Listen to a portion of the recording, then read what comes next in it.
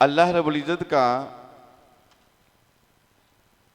मुसलमानों पर इंतहाई फजल और करम है कि हर मुसलमान इस बात का कामिल यकीन रखता है कि अल्लाह रब्बुल इज़्ज़त की ज़ात मौजूद है और वही अल्लाह ज़मीन व आसमान को पैदा करने वाला है। वही अल्लाह ज़मीन व आसमान में हर चीज़ जो पोशीदा है, ज़ाहिर है, उसको जानने वाला है। अल्लाह रब्बुल इज़्ज़त हर ऐब से पाक है, उसमें किसी भी किस्म का कोई ऐब नहीं। ये अकीदा एक मुसलमान को उसी सूरत में हासिल हो सकता है जब उस पर अल्लाह की रहमत हो, उस तक की तौफीक से और कुरान मजीद के अल्लाह रब्बुल इज़्ज़त ने जो दलाइल निकल किए हैं उनको पढ़ने से और दुनिया में अल्लाह की बनाई हुई चीज़ों पर गौर व फिक्र करने से। आप गौर करें तो पता चलता है कि कायनात की जो हर चीज़ है वो किसी ना किसी सबब से कायम है। कोई ना कोई उस चीज़ के बनाने वाला है। आप किसी गाड़ी को देख लें, किसी साइकिल को देख लें या दुनियावी कोई भी चीज़ बनी है तो उसके बारे में हमारा ये ज़हन और गौर व फिक्र, और जब हम देखते हैं तो हमें पता चलता है कि इस चीज़ को किसी ने बनाया है। ठीक इसी तरह ज़मीन व आसमान की तख्लीक, ये जो समंदर है इनकी तख्लीक, पहाड़ों की तख्लीक, ज़मीन व आसमान की तख्लीक, हत्ता के जंगलात और सहरा की तख्लीक, ये देखने के बाद एक बाशऊर इंसान कहता है कि जिस तरह हम दुनियादारों ने जो चीज़ें बनाई हैं, इंसानों ने बनाई हैं, इनके बनाने वाला कोई है। ठीक इसी तरह इंसान जिसमें थोड़ी सी भी अक्ल हो वो इस नतीजे पर पहुंच जाता है कि ज़मीन व आसमान का खालिक, दरियाओं और समंदरों का खालिक, जंगलों और सहराओं का खालिक भी कोई है। वो खालिक व मालिक कौन है? वो अल्लाह रब्बुल इज़्ज़त की ज़ात है। हर मुसलमान ये यकीन कामिल रखता है कि अल्लाह रब्बुल इज़्ज़त की ज़ात मौजूद है और उसका अल्लाह रब्बुल इज़्ज़त की ज़ात पर कामिल यकीन होता है। तो अल्लाह रब्बुल इज़्ज़त ने अपने पाक कलाम में इरशाद फरमाया, कालत रसूलुहुम अफिल्लाहि शक्कुन, रसूलों ने ये दावत दी, लोगों को कहा, ऐ अल्लाह को ना मानने वालों, अल्लाह के रब होने में शक करने वालों, क्या अल्लाह के बारे में तुम शक में हो? क्या तुम्हें कोई शक है कि अल्लाह रब्बुल इज़्ज़त की ज़ात मौजूद नहीं है या ज़मीन व आसमान की तख्लीक करने वाला अल्लाह नहीं है? तो अल्लाह फरमाते हैं, फातिरिस समावाति वल अर्ज़, वो ज़मीन व आसमान का पैदा करने वाला, यदऊकुम, तुम्हें दावत देता है, बुलाता है। किस लिए बुलाता है? लियग़फ़िर लकुम मिन ज़ुनूबिकुम, ज़मीन व आसमान का मालिक रब तुम्हें अपनी तरफ इसलिए बुलाता है ताकि वह तुम्हारे गुनाहों को माफ कर सके।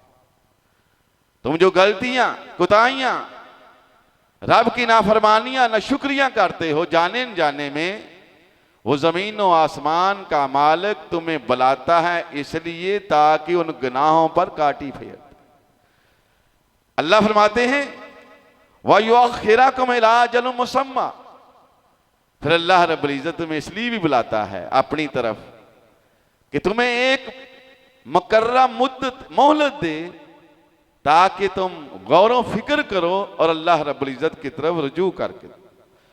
अल्लाह फरमाते हैं, व फिल अर्ज़ आयातुन लिल मूक़िनीन, रब की पहचान करना चाहते हो, अल्लाह पर यकीन और एतक़ाद बढ़ाना चाहते हो, तो अल्लाह फरमाते हैं ज़मीन में हमारी निशानियां हैं वो निशानियां यकीन करने वालों के लिए काफी है कि इंसान उन निशानियों को देखे और उसमें उसको रब नजर आए कि इनका खालिक व मालिक हमने तो देखा नहीं, लिहाजा कोई ऐसी हस्ती है जो इन सब की तख्लीक करता है, जिसने इनको पैदा किया। अल्लाह रब्बुल फरमाते हैं कुरान मजीद में, वाओहा रब्बु का इलन्नहली, अल्लाह रब्बुल इज्जत ने शहद की मक्खी की तरफ वही की, उसको हुक्म दिया अनित्ताखिज़ी मिनल जिबाल बियूता, ऐ शहद की मक्खी अपने छत्ते बना, अपने घर बना। कहां पर? पहाड़ों पर। वह मिनल शजरी, दरख्तों पर। अल्लाह फरमाते हैं वह मिम्मा यारशून, और छप्परों के नीचे। अल्लाह ने शहद की मक्खी को हुक्म दिया कि तुमने अपना घर बनाना है, छत्ता लगाना है। कहां पर? पहाड़ों पर।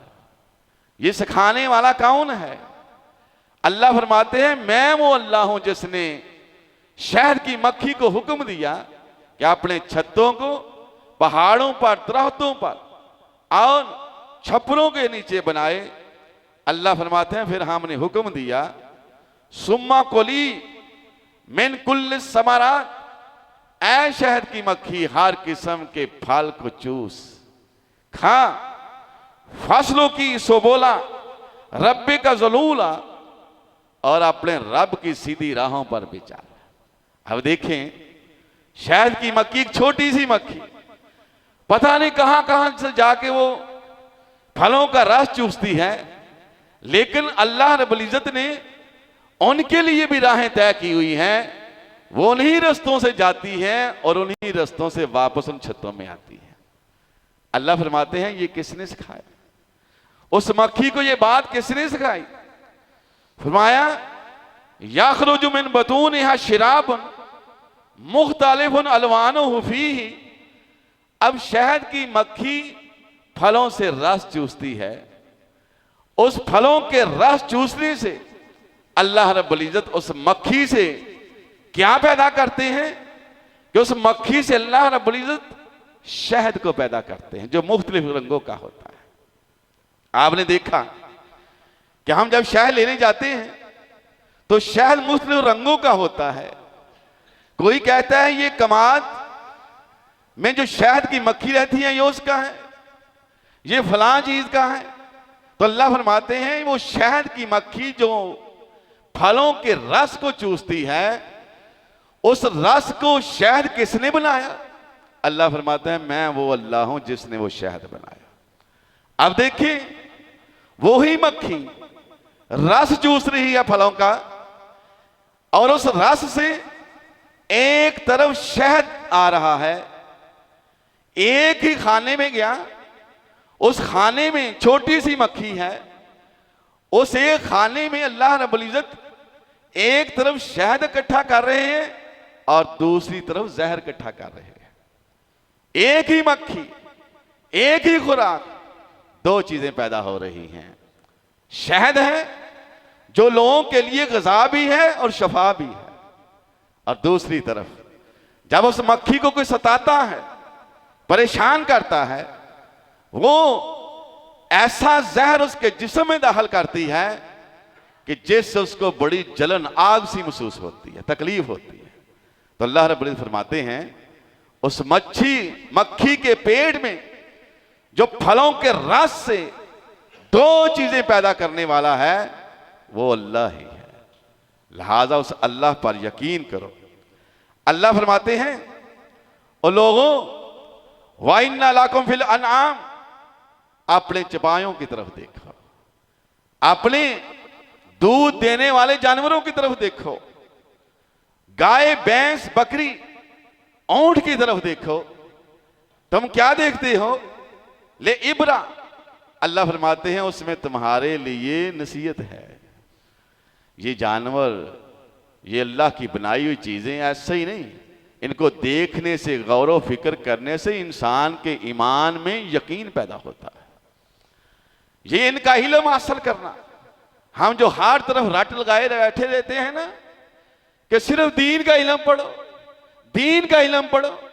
अब बताओ, ये जो चीजें अल्लाह रब्बुल इज्जत ने बनाई हैं, इनका इल्म भी हासिल करना, ये भी दीन है।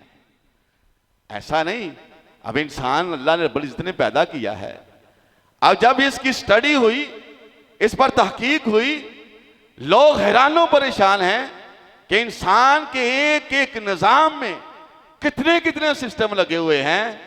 जब इंसान इन सिस्टम को देखता है, पढ़ता है, अल्लाह की कसम रब पर यकीन का अमल हो जाता है।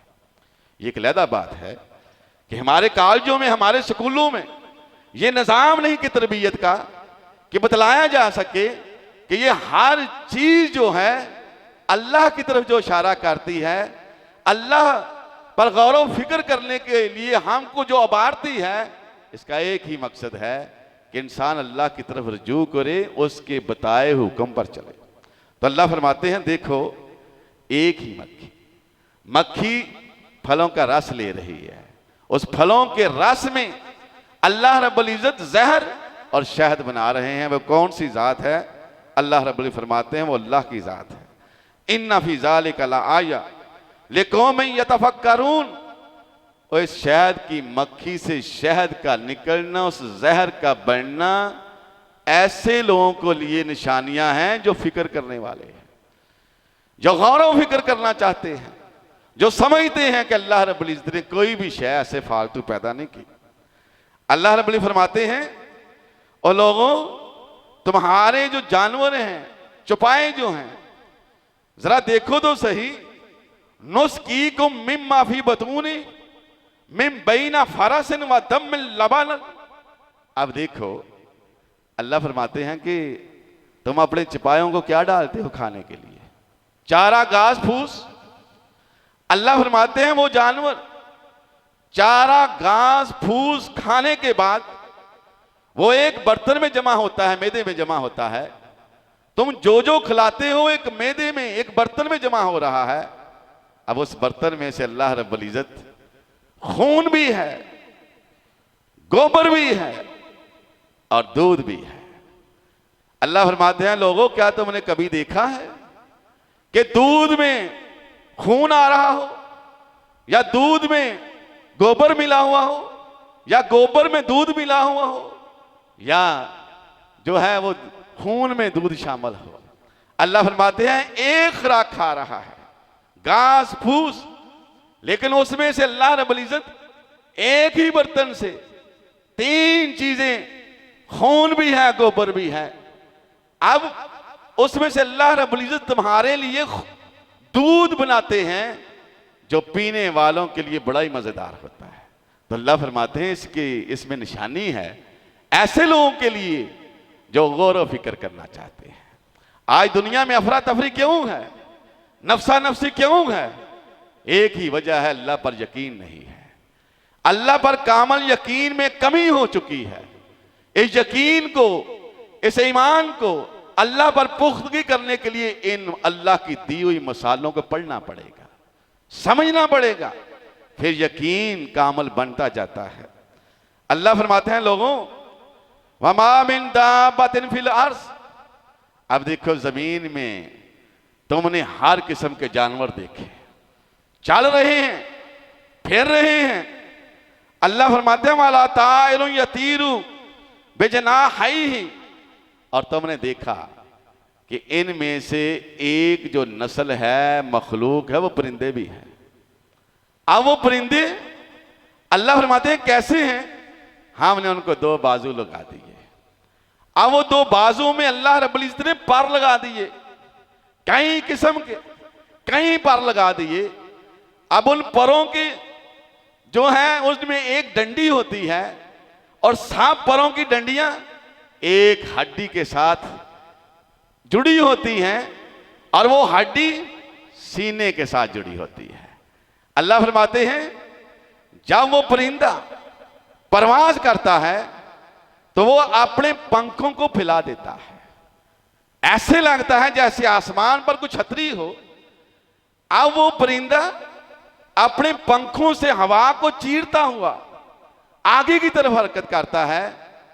जिस तरह समंदरों में, दरियाओं में कश्तियां मुल्लाह अपने चप्पुओं से पानी को चीरते हुए आगे कश्ती जाती है, अल्लाह फरमाते हैं देखो उस परिंदे को पार देकर हवा में मुअल्लक करने वाला कौन है? किसने उसको सिखलाया कि तुम आसमान पर इस तरह परवाज करोगे? अल्लाह फरमाते हैं इन्ना फी ज़ालिका लआया लिकौमिन यतफक्करून, और लोगों इसमें निशानियां उन लोगों के लिए हैं जो गौर व फिक्र करते हैं, जिनको पता है अल्लाह ने कोई शय, हर चीज जो है किसी मकसद के लिए पैदा की है, ऐसे ही बातें नहीं पी। अल्लाह फरमाते हैं फिर देखो च्योंटियों का क्या मामला है? कालत नमलातुन, अल्लाह फरमाते हैं कि च्योंटियों ने कहा, ये कौन सी च्योंटियां थी?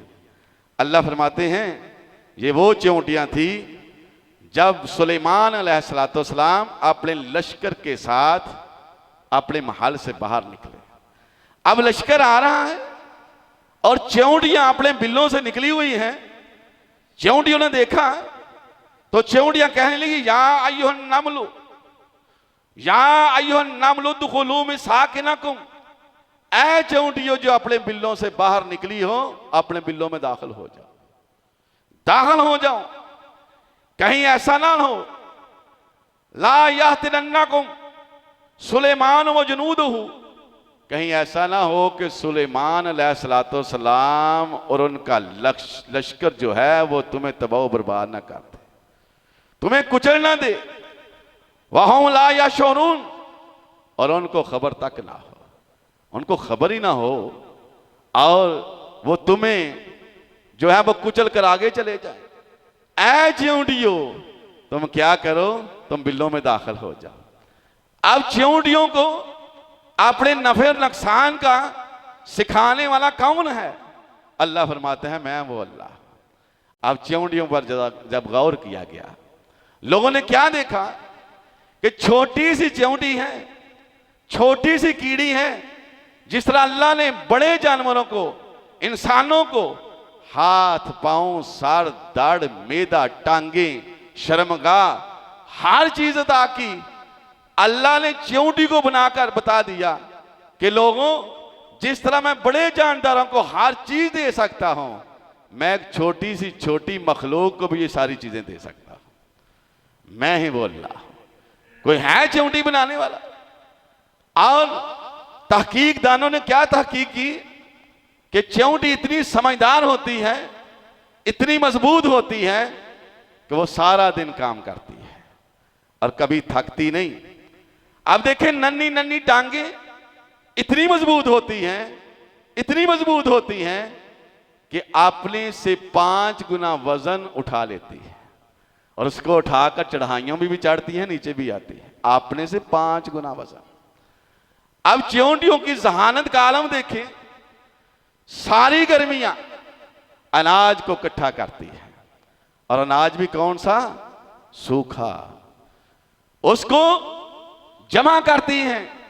क्यों जमा करती हैं? ताकि सर्दियों में बिल्लों में रहकर वो खाया जा सके। अब ऐसा अनाज नहीं इकट्ठा करती जो खराब हो जाए। क्या इकट्ठा करती हैं?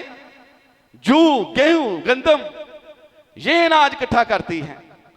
अब उस अनाज को वो अपने बिल्लों में ले जाती है। अब च्योंटी को किसने कर दी कि जब बरसात का मौसम हो, बरसात के मौसम में दाना उग पड़ेगा, फाट के इसमें से पौधा निकलेगा। इससे बचने के लिए वो बरसात आने से पहले उस दाने को 2 टुकड़े में कर देती है कि कहीं ये दाना उग कर मेरी खुराक मुझसे न छीन ले। अल्लाह फरमाते हैं लोगों उस च्योंटी को ये अकल किसने दी? अल्लाह फरमाते हैं मैं वो अल्लाह हूं जिसने च्योंटी को तमाम अजाब भी दिए, ये अकल भी दी। अल्लाह रब्बुल इज्जत ने फरमाया कायनात के लोगों मैं ही तुम्हारा रब हूं, मैं ही तुम्हारा खालक मालिक हूं, लिहाजा मेरी ही इबादत करो।